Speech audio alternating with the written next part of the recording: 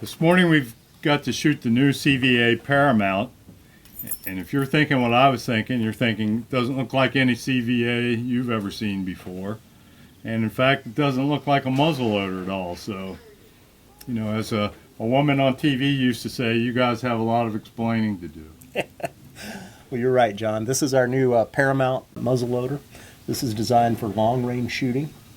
It's what we would consider a super magnum gun, which means it's able to handle charges that are in excess of what we currently consider to be a magnum charge. And so A, is that safe?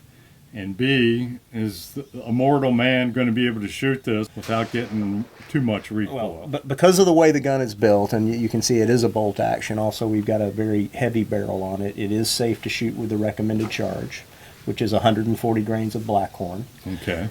Because it's a 45, you get the muzzle velocity and So 45 caliber. 45 caliber. Not going to be offered in 50.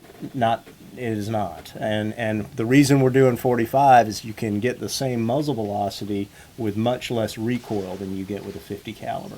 So what are some of the things that you had to do to get the performance that you wanted to, and that is going to appeal to guys who want a long-range muzzleloader?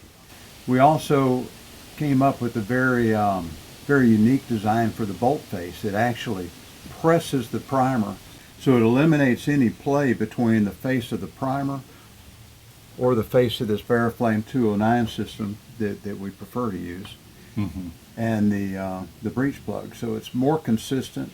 It makes sure that all of the heat and spark is channeled down through the breech plug and none of it is lost into the action.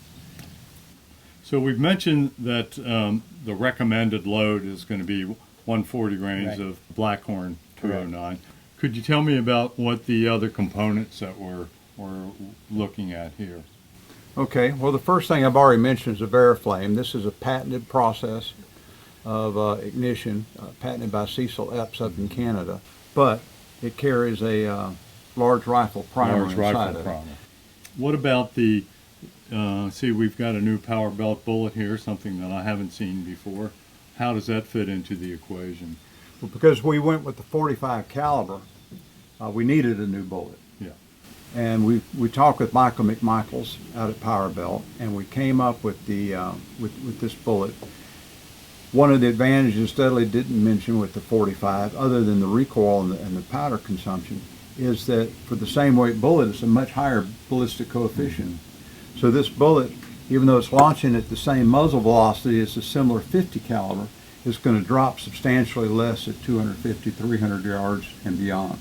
Well, after shooting, I probably shot a dozen or so shots. I've got two observations. One, didn't kick any more that I could tell than a standard muzzleloader charge, say 100 grain or 120 grain charge with a 300 grain bullet, somewhere along that line.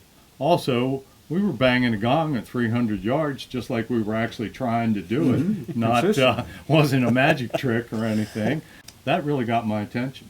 Just one more question here is then, what do you see who's going to be interested in this rifle? Well, this is going to be a guy who hunts in places where long-range shots are common, and it's going to be a guy that's willing to go through the steps to get the performance of the gun. Certainly the bullets and the velocities that we're getting are more than capable. I got to hand it to you. You really got my attention with this, and I think a lot of muzzleloader hunters like me, guys who've been doing it a lot and really care about it, I think they're going to be really interested. Very good.